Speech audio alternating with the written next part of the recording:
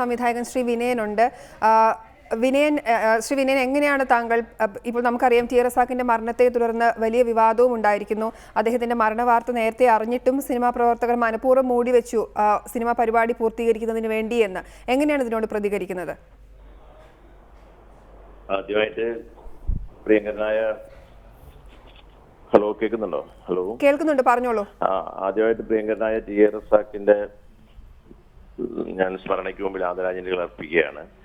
ഇത്ര പെട്ടെന്ന് രാവിലെ തന്നെ ഒരു ശവസംസ്കാരമൊക്കെ നടത്തുന്നതുകൊണ്ട് ഞങ്ങളെപ്പോലുള്ളവർക്ക് കുറച്ച് ദൂരെയാണ് ഞാൻ, അതുകൊണ്ട് എത്താനായിട്ട് പറ്റാത്തൊരവസ്ഥയുണ്ട്. ഞാനിപ്പോൾ ഇത് അന്വേഷിച്ചപ്പോൾ അറിയുന്നത് ബോഡി വൈകുന്നേരം അടയ്ക്കാൻ മതിയായിരുന്നു, അപ്പൊ എല്ലാവർക്കും എത്തുകയും ചെയ്യായിരുന്നു. അപ്പൊ അറിയുന്നത് 11 മണിക്ക് ഒക്കെ, ഇന്നലെ 11 മണിക്ക് ശേഷം മരിച്ചു എന്നാണ് അറിഞ്ഞത്.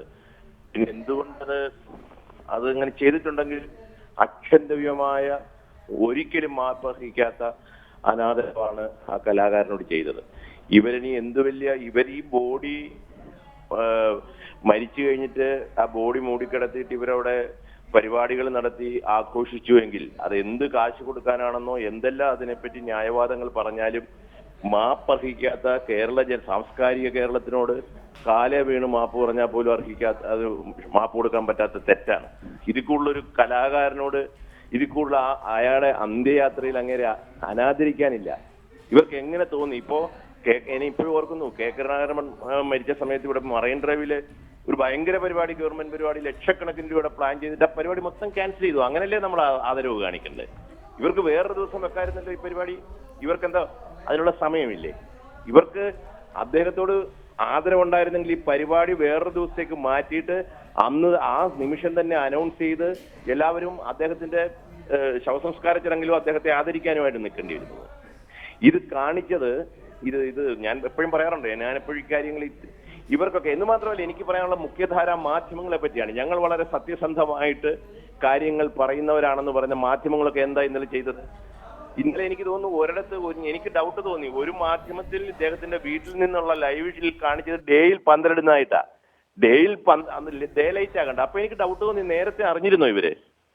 അപ്പോ മാധ്യമങ്ങൾ ഇത് അറിഞ്ഞിട്ട്, കാരണം ഇപ്പൊ മുഖ്യമന്ത്രിയോ പ്രധാനമന്ത്രിയോ പോലും ഇവിടുത്തെ മാധ്യമങ്ങൾ തെറി പറയും, പക്ഷെ സൂപ്പർ താരങ്ങൾക്ക് വേണ്ടി അവർ നിൽക്കും, കാരണം അവർക്ക് ഇവരെ ആവശ്യമാണ്.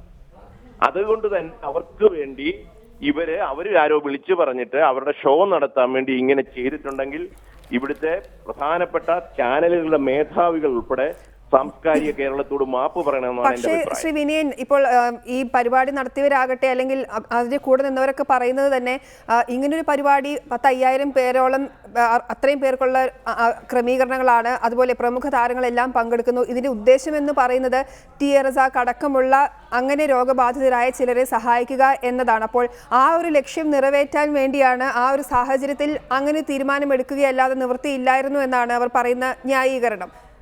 സ്വന്തം അച്ഛനോ സ്വന്തം സഹോദരനോ മരിച്ചു കിടക്കുമ്പോൾ വീട്ടിലാരെങ്കിലും തേനീച്ച കുത്തിയാൽ അത് ഷൂട്ടിങ് മുഴുവൻ ഇട്ടിട്ട് ലക്ഷക്കണക്കിന് രൂപ നഷ്ടം വരുത്തിയിട്ട് ഓടുന്നവരാണല്ലോ ഈ താരങ്ങൾ. അവർക്ക് എന്തേ? ഞാനതാണിപ്പോ പറഞ്ഞത്. ഇവിടെ നമ്മൾ ഇതിനു മുമ്പ് കണ്ടിട്ടുണ്ട്, മഹാന്മാരായ രാഷ്ട്രീയ നേതാക്കൾ മരിച്ചപ്പോ മറൈൻ ഡ്രൈവിൽ ഒരു ലക്ഷക്കണക്കിന് രൂപയുടെ ഒരു വലിയ പരിപാടിയാണ്, ഞാൻ ഓർക്കുന്നില്ല പരിപാടിയുടെ പേര്, അത് ക്യാൻസൽ ചെയ്തു. നമ്മൾ ആദരവ് കാണിക്കേണ്ട അങ്ങനെയാണ്. അവർക്ക് എത്ര കോടി കൊടുത്താലാണ് ഈ പറയുന്ന ടി റസാഖിന്റെ ആത്മാവിനോട് ഇവർക്ക് മാപ്പ് ചോദിക്കാൻ പറ്റുക? എത്ര കൊടുത്താൽ? കാശാണോ വലുത്? മരിച്ചുപോയി, ഓക്കെ, നമ്മൾ ആ പരിപാടി നടത്താൻ ഉദ്ദേശിച്ചൊക്കെ നല്ല കാര്യം തന്നെ. പക്ഷെ ടി റസാഖ് രാവിലെ മരിച്ചു. അദ്ദേഹത്തെ പോലെ ഒരു മഹാനായ കലാകാരന്, ഒരു മനുഷ്യസ്നേഹിയായ, കോഴിക്കോട് ആരന്തരിച്ചാലും, ഞാനിപ്പോഴും ഓർക്കുകയാണ്, നമ്മുടെ ഗിരീഷ് പുത്തഞ്ചേരിയൊക്കെ മരിച്ചപ്പോ അദ്ദേഹം ആയിരുന്നു അത് ഫുള്ള് നിന്നിരുന്നത്. അദ്ദേഹം പറയുമായിരുന്നു, എന്റെ ബോഡി കാണാൻ ഇതിനെക്കാട്ടിൽ കൂടുതൽ ആൾ വരും, ബീച്ചിലാ വെക്കേണ്ടെന്നാണ് പറഞ്ഞെന്നാ പറയുന്നത്.